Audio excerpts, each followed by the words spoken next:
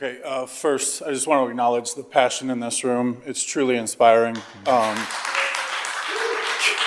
Give yourself a round of applause, I guess. I do this a lot. I travel around Ohio advocating for small municipalities and townships that are outgunned by data center development teams and legal teams.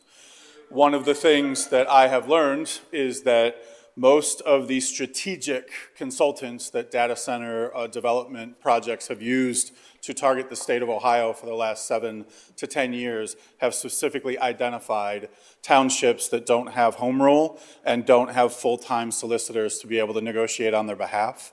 And so one of the things that I want to bring to this conversation is they are ready for a ban and they aren't afraid of moratoriums, because they know that their money and their lawyers can outlast those types of measures. It doesn't mean that we shouldn't hope for them, because a ban, in theory, should be able to ban the thing that we don't want.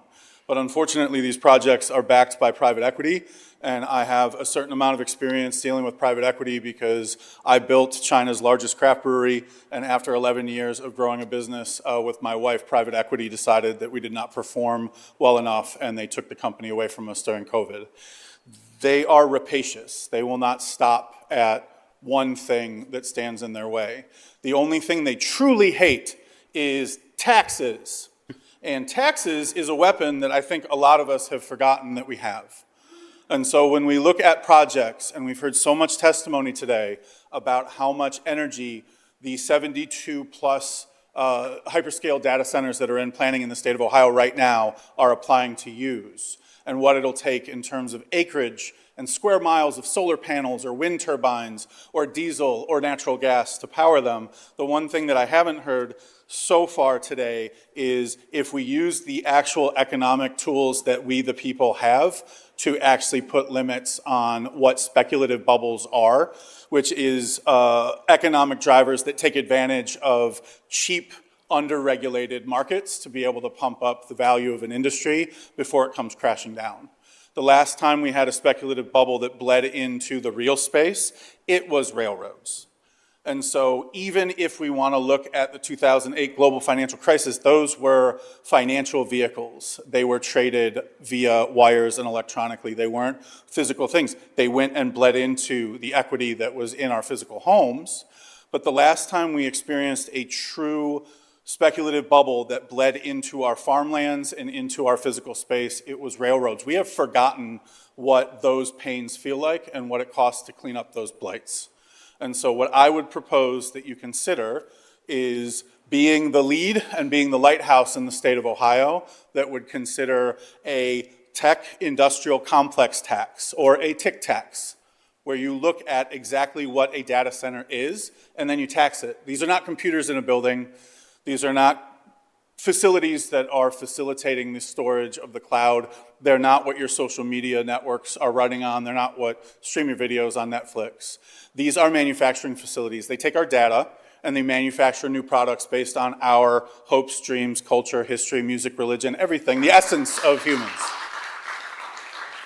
If you look at what is coming and what is already here in your municipality, you are seeing the reverberations of early large language model hyperscale data centers that set the precedent of getting tax abatements from desperate rural and suburban communities that had land and they wanted to sell it. The problem is that all of the other copies of those AI and large language model companies have followed their business model because they think that all of those things should remain free. Not only should they not get tax abatements, not only should they pay into all of the physical infrastructure that it takes to clean the pollution that they create or to control the blight that they might leave behind if they go out of business, they should have to pay their property taxes because that is the least we can ask them to do. You also need to create a new tax basket and use the hammer that we used to be able to wield so freely after 1929 and show the billionaire class that we will not allow them to ruin our communities unless they invest in our communities. The way that you can do that is by defining hyperscale data centers, if you want to use Conserve Ohio's definition, 25 megawatt or larger, as manufacturing facilities, and then put a meter on the switch and charge them 0.02 cents per terabyte of data they process in a day. That will yield per 100 megawatt data center $2,000 a day per data center in a meter that doesn't stop. It'll never stop. This is the original sin of the Industrial Revolution in the state of Ohio. When John D. Rockefeller walked into Ashtabula County and told Kurdish and Welsh indentured servants to put crude oil in a wheelbarrow so he could make kerosene, we did not charge a per barrel tax on that extraction. We have the opportunity to right and correct that. We have the opportunity to set a standard that will keep these speculative projects out of the state of Ohio and will teach big tech that if you want to come to the state of Ohio, you have to pay your fair share or get the fuck out. Thank you.